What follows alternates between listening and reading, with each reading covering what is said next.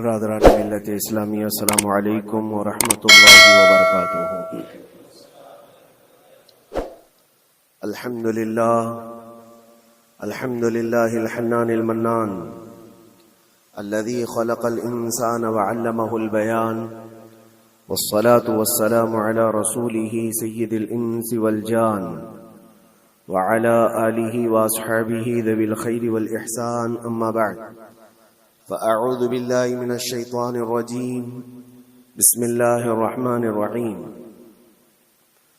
إن الله لا يغير ما بقوم حتى يغيروا ما بأنفسهم، وإذا أراد الله بقوم سوءا فلا مرد له، صدق الله مولانا العظيم۔ بارگاہ رسالت میں آپ صلی اللہ علیہ وسلم میں درود پاک کا ہدیہ پیش کریں۔ اللهم صل على سيدنا محمد معدن الجود والكرم وآله وأصحابه الكرام وابنه الكريم وبارك وسلم صلاة دائمة سرمدا أبدا۔ حالات زمانہ کے اعتبار سے اور ہماری حالتوں کے اعتبار سے ایک بہت ہی عمدہ شعر ہے جو بالکل صادق آتا ہے۔ قوت فکر و عمل پہلے فنا ہوتی ہے، قوت فکر و عمل پہلے فنا ہوتی ہے جب کسی قوم کی شوکت پہ زوال آتا ہے۔ یوں ہی کوئی قوم نہیں مرتی، کسی قوم کے اوپر زوال آتا ہے تو سب سے پہلے اس قوم کے اندر سوچنے سمجھنے کی صلاحیت ختم ہو چکی ہوتی ہے، تب جا کر کے زوال آتا ہے۔ آج اس شعر کو میں پڑھتا ہوں تو محسوس ہوتا ہے کہ ہماری قوم پر یہ شعر صادق آتا ہے۔ قوت فکر اور عمل یہ پہلے رخصت ہو گئی ہے، جس کی وجہ سے یہ زوال آ رہے ہیں۔ لوگ اب حادثوں پر بیٹھ کر کے چرچا کرتے ہیں، حادثہ ہونے سے پہلے جو فکر ہونی چاہیے وہ مفقود ہے۔ گھر جلنے کے بعد پھر میٹنگ کرنے کا مطلب کیا ہے؟ اس سے سیفٹی کے لیے پہلے سے انتظامات ہوں تو اس کو لائق و فائق اور دانش مندی سمجھا جائے گا۔ آج کے وہی حالات ہیں میرے عزیزوں۔ آپ کو پتہ ہے کچھ قومیں ایسی ہیں جو فیوچر پلاننگ کے لیے 100 سال کے بعد کا سوچتی ہیں، جبکہ یہ اسلام کا حصہ تھا۔ نبی کونین صلی اللہ علیہ وسلم نے 1400 سال بعد ہونے والی چیزوں کی پیشین گوئی فرمائی کہ نہیں فرمائی؟ اللہ کے نبی صلی اللہ علیہ وسلم نے 1000 سال بعد پیدا ہونے والی چیزوں کو پہلے سے بتایا تھا کہ نہیں؟ یہ ساری چیزیں نبی آخر الزمان صلی اللہ علیہ وسلم نے جو بتایا، مطلب یہی تھا کہ اس وقت کے لوگوں کو ضرورت تو نہیں تھی ان حالات کی، پھر بھی حضور ان کو بتا رہے تھے، صحابہ کو۔ آج جو چیزیں پیدا ہونے والی ہیں وہ رسول پاک کو پتا تھا، 1000 سال بعد ہونے والی چیزیں، لیکن اس وقت کے صحابہ کو یہ باتیں کیوں بتائی جا رہی تھی؟ ان کے حالات تو اس وقت کے نہیں تھے ویسے۔ اس کے باوجود نبی پاک صلی اللہ علیہ وسلم نے ان کو 1000 سال بعد ہونے والی چیزوں کی باتیں اس لیے بتائی کہ یہ دین اسلام فیوچر پلاننگ کے لیے کتنا ایکٹیو ہے، یہ سمجھو آگے کے لیے۔ اس لیے بتایا گیا کہ صحابہ اپنی اولاد کو اور وہ اپنی اولاد کو، وہ اپنی اولاد کو یہ بات منتقل کرتے جائیں اور آنے والے حادثوں سے پہلے سے ذہن پریپیئر رہے، تیار رہے۔ دجال کے فتنے کا ذکر کتنی مرتبہ حدیث پاک میں آیا۔ امت کو نبی پاک صلی اللہ علیہ وسلم نے یوں ہی نہیں چھوڑ دیا۔ دجال کا فتنہ آئے گا، یاجوج ماجوج کا فتنہ آئے گا، یہ ساری چیزیں بتائی گئی کہ نہیں؟ ہر مسلمان تقریباً جانتا ہے آخر زمانے میں ایک بہت بڑا فتنہ دجال کی صورت میں ظاہر ہوگا۔ تو یہ باتیں اتنے 100 سالوں سے چل رہی ہیں کہ ذہن تیار ہے اس فتنے کو کہ اگر ایسا فتنہ آیا تو ایمان پر ڈٹے رہنا ہے، جمے رہنا ہے۔ یہ بات ہوتی ہے آگے آنے والے حادثات سے قوم کو باخبر رکھنا۔ آج جو حالات ہیں، جب کبھی کوئی چیز لٹ جائے تو سارے لوگ سڑکوں پر آ جائیں گے یا پھر کسی نشستگاہ پر بیٹھ کر کے رات بھر میٹنگ کر کے چلے جائیں گے۔ یہ حادثے ہونے کے بعد کے جو حالات ہیں یہ وہی چیزیں درشا رہی ہیں کہ قوت فکر و عمل فنا ہو گئی ہے. قیادت ہمارے ہاں مفقود ہے. کسی ایک قائد کے تحت کوئی ساری قوم آنا نہیں چاہتی. آپ کیا سمجھتے ہیں کہ جو ہمارے ساتھ حالات پیش آ رہے ہیں، کبھی مسجدوں کو لے کر، کبھی خانقاہوں کو لے کر، کبھی بزرگوں کے نام کو لے کر، اب ہمارے وقف کی جائیداد کو لے کر، یہ سارے جو معاملات ہیں یہ اچانک آنے والی چیزیں نہیں ہیں. بھانپ لیا گیا ہے تمہاری پوری طبیعت کو، تمہارے مزاج کو، کہ فکر و عمل کی قوت ان کی ختم ہو چکی ہے. ان کو دو چند چیزوں میں ہی راضی کیا جا سکتا ہے. دنیا یہ سمجھ رہی ہے جس کی وجہ سے کھلواڑ پر کھلواڑ ہوتے چلے جا رہے ہیں، اور ان کو یہ بھی پتہ ہے کہ یہ کچھ نہ کر سکیں گے. میرے عزیزو، آپ نا امید اور مایوس نہ ہو کہ ہم سے کچھ نہیں ہوگا. اللہ کریم چاہے تو ایک بندے سے بھی پوری دھرتی پر زلزلہ لا سکتا ہے. اللہ کریم کی ذات پر یقین اور توکل رکھو. سرکار غریب نواز ہندوستان آئے تھے تو بہت بڑی فوج لے کر نہیں آئے تھے، اللہ کی ذات پر بھروسہ کر کے آئے تھے، اور 90 لاکھ لوگوں کے دلوں میں چراغ اسلام جلا دیا تھا. وہ یقین اور توکل کے ساتھ آئے تھے. آج لوگوں کے دلوں کے اندر جو مایوسی اور نا امیدی ڈالی جا رہی ہے کہ کچھ ہوگا نہیں، ابھی کچھ کرنے سے کچھ نہیں ہوگا، یہ نا امیدی اور مایوسی تمہاری طبیعت میں کیوں آئی؟ کیا تمہارا رب تبارک و تعالیٰ کی ذات پر یقین کمزور ہو گیا؟ اگر یہ اس طرح کی بیماری آئی ہے تو پھر بدر پڑھ لینا. جب رسول پاک صلی اللہ علیہ وسلم کے ساتھ وہ صحابہ جا رہے تھے، ان کو اچھی طرح پتا تھا کہ سامنے آنے والی فوج کتنی طاقت لے کر آ رہی ہے. 1000 لوگ آ رہے ہیں، ہاتھی گھوڑے ان کے پاس، ہتھیار اور اسباب ان کے پاس ہے، کھانے پینے کی مزے کی ساری چیزیں لے کر کے آ رہے تھے مکہ والے. اور ادھر صحابہ ننگے پیر ہیں، 313 کے پاس 4 گھوڑے ہیں، پیدل چلے آ رہے ہیں. چھاؤں لینے کے لیے کوئی جگہ تک نہیں ہے ان کے پاس. ایک کھجور کسی کے پاس ہو تو 10 لوگ اس پر اکتفا کر لیں. فاقے پر فاقہ کرنے والے وہ صحابہ، لیکن انہوں نے یہ نہیں کہا کہ اللہ کے نبی صلی اللہ تعالی علیہ وسلم سے کہ ہمارے پاس اسباب کی کمی ہے، ہتھیار کی کمی ہے، کچھ نہیں، ہمارے پاس سواری نہیں ہے. بغیر سواری کے 180 کلومیٹر مدینے سے چل کر کے وہ بدر پہنچے تھے، بدر تک پہنچے تھے. اور اس وقت اپنی ساری محنتیں، اپنی ساری قوتیں انہوں نے زمین پر لا کر رکھ دی. پھر بدر کے میدان میں جب پہنچے تب اللہ کریم کی بارگاہ میں دعا کیا تھا میرے مصطفیٰ نے، اے اللہ، اگر اس نہتی قوم کو تو نے فتح نہیں دی تو پھر قیامت تک اس روئے زمین پر سجدہ کرنے والا کوئی نہیں ہوگا. یہ محبوبانہ انداز تھا میرے مصطفیٰ کا. وہ دعا مدینے میں بیٹھ کر کے بھی تو کر سکتے تھے. 180 کلومیٹر دور اتنی مصیبت میں دھوپ میں چل کر کے جانے کی کیا بات تھی؟ ننگے پیر صحابہ گئے ہیں، فاقے پر فاقہ کیے ہوئے. وہ مدینے میں بیٹھ کر دعا کرتے تو کیا رحمت للعالمین کی دعا قبول نہیں ہوتی؟ لیکن مصطفیٰ کریم صلی اللہ علیہ وسلم نے یہ مزاج دیا ہے، پہلے فکر و عمل میدان میں لاؤ، پھر دعا کرو، اللہ کی مدد آتی ہے. یہاں ہم بیٹھ کر کے یہیں سے دعا کرتے ہیں، کچھ کرنا نہیں ہے، بدلنا نہیں ہے، اور فکر و عمل کو لانا نہیں ہے، تو پھر صرف یہاں بیٹھ کر کے دعا کرنا. یہ تو میرے عزیزوں عورتوں کو اس سے ذمہ داری دی گئی ہے کہ تم میدان عمل میں آ نہیں سکتی، تم اپنے گھروں سے دعا کرو اپنے بھائیوں کے لیے. لیکن یہ کام تو اب سارے مردوں نے بھی لے لیا ہے. بہرحال قوت فکر و عمل پہلے فنا ہو جاتی ہے جب کسی قوم کی شوکت پہ زوال آتا ہے. آج یہ جو سارے معاملات ہم دیکھ رہے ہیں، اس کی ایک خاص وجہ میں آپ کو بتانا چاہتا ہوں. آج سے تقریباً 8-9 سال پہلے میرا ایک بیان بھی ریکارڈ موجود ہے، کافی دنوں تک وہ چلتا رہا. میری اپنی بات نہیں تھی. سراج الامہ امام غزالی رحمت اللہ تعالی علیہ، انہوں نے لکھا تھا کہ امت پر اگر ایک ایسا وقت آ جائے جب ان کے سامنے ان کے نبی کو گالیاں دی جا رہی ہیں اور امت کچھ نہ کرے، تو پھر وہ انتظار کرے کہ عنقریب وہ وقت بھی ان کے اوپر آنے والا ہے جب ان کی ماؤں، بیٹیوں اور سب عزتوں کو بازار میں نیلام کیا جائے گا اور یہ کچھ نہیں کر سکے. وہ دن آ جائیں گے.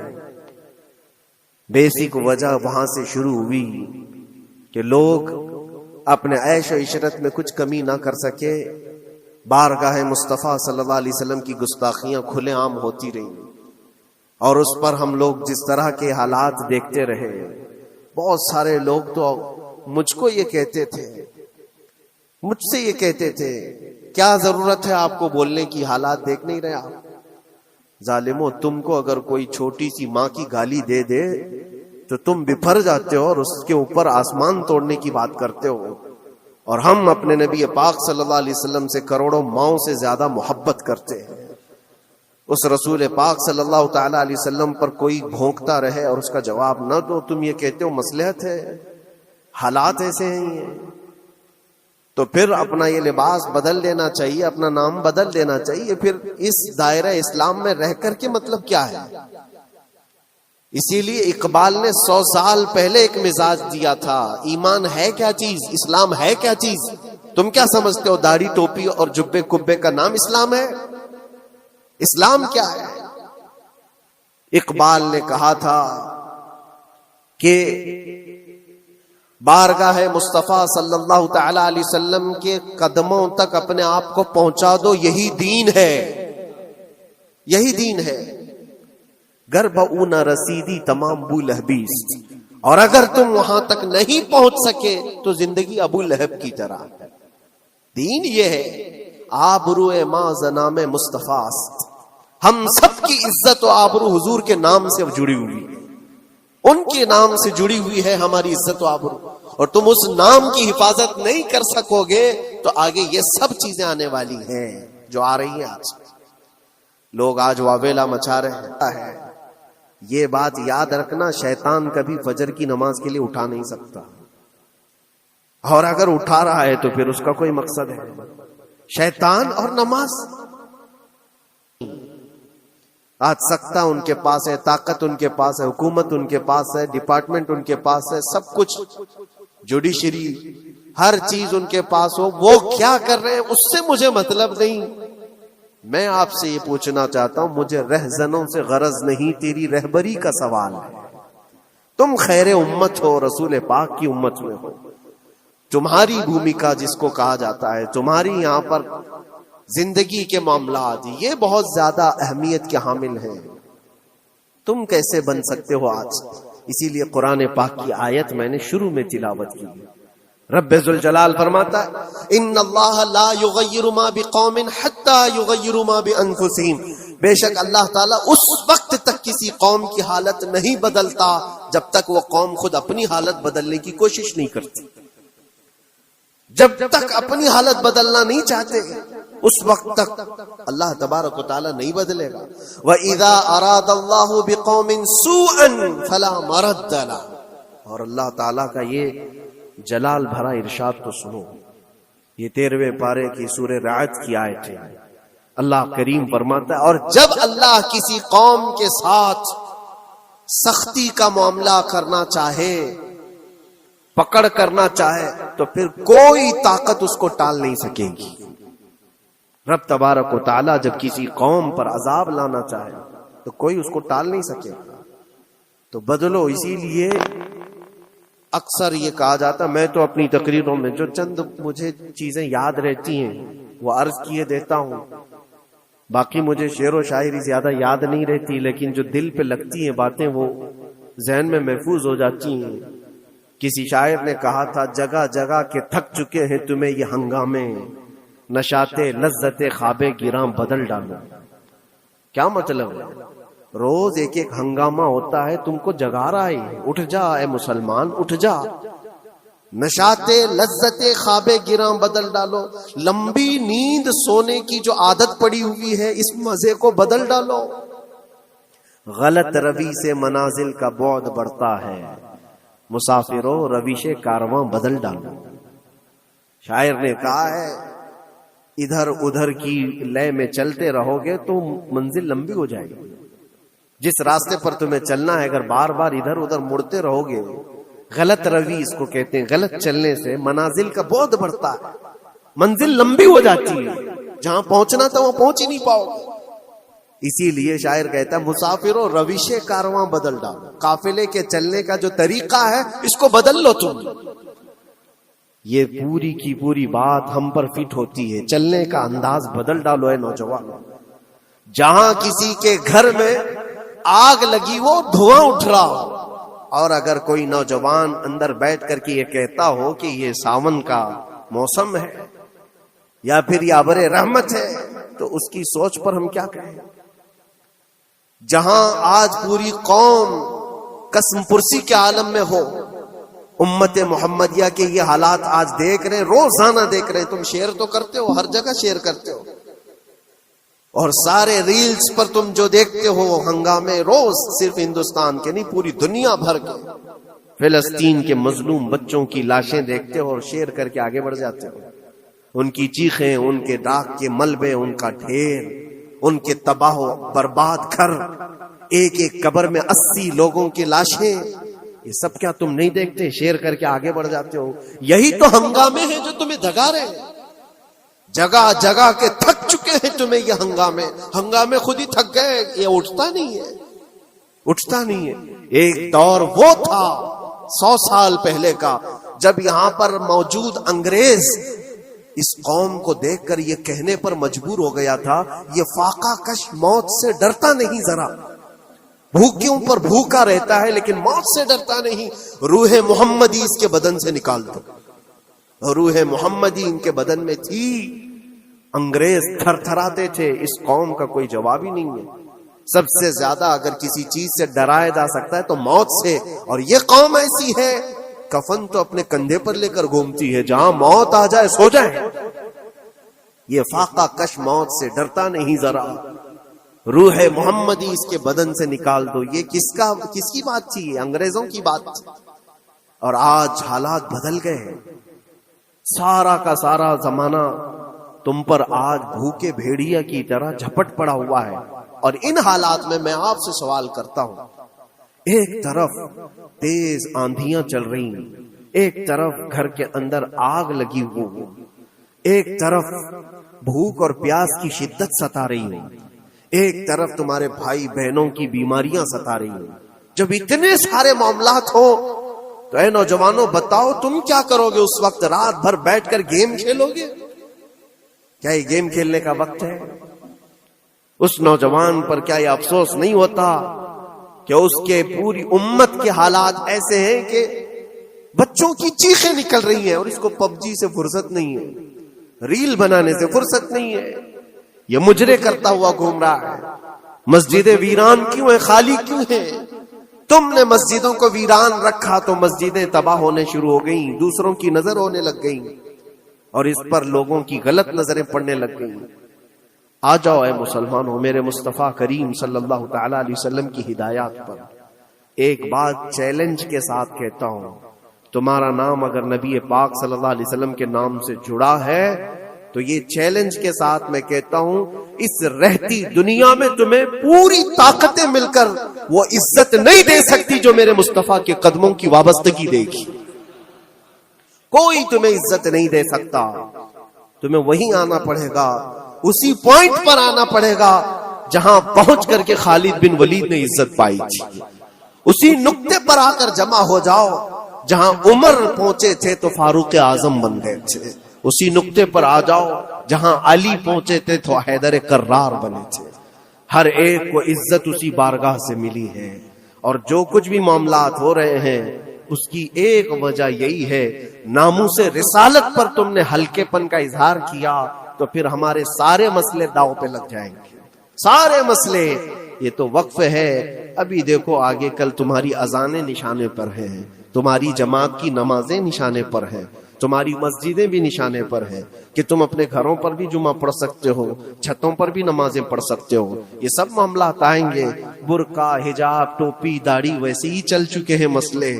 ہر چیز نشانے پر ہے. ارے تمہارے کھانے بھی نشانے پر ہے، تم کیا کھاؤ گے، کیا بچاؤ گے، یہ بھی نشانے پر ہے. یہ سارے مسائل صرف اسی بنیاد پر ہے. قوت فکر و عمل پہلے فنا ہوتی ہے جب کسی قوم کی شوکت پہ زوال آتا ہے. اور یہ ایک بات یہ بھی میں بتا دوں، اقبال نے سچ کہا تھا، ان کے جو ہم غلام تھے خلق کے پیشوا رہے، ان سے پھرے جہاں پھرا پھر آئی کمی وقار. جو کچھ بھی ہوا ہے ہماری عزت و وقار میں کمی کا مسئلہ ان سے پھر جانے کی وجہ سے، نبی پاک سے تم دور ہوئے، یہ عزتوں اور وقاروں میں کمی ہے۔ عجیب سی بات نہیں ہے، یہ دوغلا پن نہیں ہے۔ میں ان نوجوانوں سے پوچھتا ہوں، نبی پاک صلی اللہ علیہ وسلم سے سچی محبت کا اظہار کرتے ہو، حضور سے اپنی جان سے زیادہ محبت کی بات کرتے ہو، لیکن جب ان کے اخلاق کی بات کی جائے تو تمہیں اخلاق ان کے پسند نہیں ہے، حضور پاک کا چہرہ نہیں پسند ہے، حضور پاک کے لباس تمہیں نہیں پسند ہے، تو پھر کون سی محبت کی بات کرتے ہو؟ اللہ کے رسول صلی اللہ تعالی علیہ وسلم سے تم بے انتہا محبت کی بات کرتے ہو، پھر وہ محبت کا تقاضا یہ ہے کہ تمہاری ظاہری زندگی میں بھی تو نظر آئے کچھ۔ محبت کا تقاضا یہ ہے، تم شرما جاتے ہو، دنیا کیا کہے گی مجھے، دنیا کیا کہے گی، دقیانوسی کہے گی، فنڈامنٹل کہے گی، پرانے زمانے کا کہے گی، میں چہرے پر داڑھی رکھ لوں تو لوگ مجھے پتہ نہیں کیا کیا کوسیں گے۔ تم نے دنیا کے لیے اپنے آپ کو بدل لیا، یہ نہیں سوچا کہ یہ وہی دنیا ہے جو 4 دن کے بعد میری دوستی کو لات مارے گی اور 4 دن کے بعد مجھے قبر میں رکھ کر کے منو مٹی پر دبا دے گی، اور مجھے جانا تو ہے پھر قبر میں منہ دکھانا ہے تو اسی مصطفیٰ کو دکھانا۔ جہاں یہ نہیں پہنچ سکتے وہاں رسول پاک ہوں گے، محشر کے میدان میں جہاں کوئی سہارا نہیں ہوگا اس وقت رسول پاک تمہارا ہاتھ پکڑ رہے ہوں گے، اور تم نے ان کا خیال نہیں کیا۔ آ جاؤ اسی نقطے پر، اسی پوائنٹ پر جہاں ہماری کامیابی مضمر ہے۔ میں صرف اور صرف اپنے بیانوں میں یہی چیز عرض کرنا چاہتا ہوں، صرف اتنا چاہتا ہوں، اے نوجوانوں، جس کے نام سے تم آباد ہو اس نام کے ساتھ صحیح معنوں میں جڑ جاؤ، کیونکہ قرآن کا وعدہ ہے وَلَا تَهِنُوا وَلَا تَحْزَنُوا وَأَنْتُمُ الْأَعْلَوْنَ إِن كُنتُم مُؤْمِنِينَ۔ گھبراؤ مت، پریشان مت ہو، تم سب سے زیادہ بلند رہو گے۔ اگر اللہ نے فرمایا ہے تو یہ 100% حق ہے۔ اللہ نے فرمایا ہے تم سب سے زیادہ بلند رہو گے، لیکن آگے رب فرماتا ہے ان کنتم مؤمنین، اگر تم سچے ایمان والے ہو جاؤ۔ اور ایمان کس کو کہتے ہیں؟ لا یؤمن احدکم حتی اکون احب الیہ من والدہ وولدہ والناس اجمعین۔ میرے آقا فرماتے ہیں ایمان اس وقت تک کمپلیٹ نہیں ہوگا جب تک تم اپنے ماں باپ اولاد اور ساری دنیا سے زیادہ مجھ سے محبت نہ کرو۔ یہ ہے، اور اخیر میں یہی کہوں گا، ہر مسئلے کا حل، سارے تمام ایشوز کا خلاصہ، علاج ایک ہی چیز میں ہے کہ محمد سے وفا تمہیں ہے تو ہم تیرے ہیں۔ یہ جہاں چیز ہے کیا، لوح و قلم تیرے ہیں۔ لوگ انتظار میں ہیں، بہت سارے لوگ یہ پوچھتے بھی ہیں ہمیں کیا کرنا چاہیے، ہمیں کیا کرنا چاہیے۔ ظلم پہ ظلم ہوتا جا رہا ہے، ظالم اپنے انجام پر ضرور پہنچیں گے، کیونکہ قرآن میں اللہ کا وعدہ ہے وَسَيَعْلَمُ الَّذِينَ ظَلَمُوا أَيَّ مُنْقَلَبٍ يَنْقَلِبُونَ۔ ان قریب ظالم یہ دیکھ لے گا کہ اللہ اس کو کس پلٹی پر پلٹائے گا، کس کھائی میں گرائے گا، اسے اندازہ بھی نہیں ہوگا، اس کے بنے ہوئے جالوں میں وہ خود پھنسے گا۔ ظالموں کی ایک لمبی تاریخ ہے اور ان کو بھی پڑھنا چاہیے جو آج ظلم کر رہے ہیں، لیکن تمہارا کردار کیا ہو، اس سلسلے میں جو ہمارے بچے یا نوجوان سوال کرتے ہیں کیا کرنا چاہیے۔ پہلے سب سے پہلی چیز میں یہ کہتا ہوں، جتنا کھو چکے، جتنے جا چکے اور جو اب برباد ہوا ہے، اس چیز پر منتھن کرنا، اس چیز پر بیٹھ کر میٹنگ کرنا، اس سے پہلے میں چاہتا ہوں کہ آگے ہونے والے نقصانات سے پہلے اپنے آپ کو بدل لو۔ آگے جو بڑے حادثات آنے والے ہیں، آگے جو بڑی آندھیاں آنے والی ہیں، اس سے پہلے اپنے دروازے ٹھیک کر لو، اپنی زندگیاں سدھار لو۔ جو ہو گیا ابھی، یہ نقصان تو بہت بڑا نقصان ہے امت کا، جو کچھ بھی ہوا ہے، مسجدیں، معبدیں، خانقاہیں، مزارات، اولیاء کی ذات، بزرگوں کے نام، قرآن، اسلام، دین، یہ ساری چیزوں پر جو حملے ہوئے، لیکن آگے چل کر کے تمہارے وجود پر سوال ہوگا، تمہاری نسلوں پر سوال ہوگا، تمہارے علم دین پر سوال، تمہاری محراب پر، تمہارے ممبر پر۔ کل کو دیکھنا یہ آزادی بھی ختم کر لی جائے گی، ممبر سے کوئی کھلے عام بول بھی نہیں سکے گا۔ یہ آج جو ہم بیان کر رہے ہیں، آگے چل کر کے دیکھنا یہ آوازیں بھی بند کر دی جائیں گی کہ کھلے عام کوئی مولوی بول نہ سکے، جو ہم چاہیں وہی بولے۔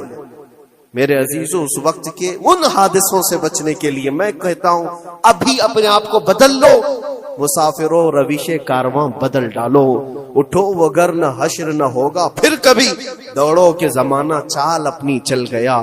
اللہ کریم ہم سب کی قوت فکر و عمل پھر سے عطا فرمائے۔ رب تبارک و تعالی ہمیں اتحاد و اتفاق نصیب فرمائے۔ رب تبارک و تعالی دامن مصطفیٰ میں سارے مسلمانوں کو جمع ہونے کی توفیق عطا فرمائے۔ گنبد خضرا کی چھاؤں میں مولا ہمیں عزت و وقار عطا فرمائے۔ رب تبارک و تعالی ظالموں کو جلد ان کے ٹھکانے پر پہنچا دے۔ اے کریم خدا ارحم الراحمین، مولا ہمارے شعائر اسلام کے ساتھ جو کچھ بھی ہو رہا ہے غیب سے تو مولا مدد کے اسباب پیدا فرما دے۔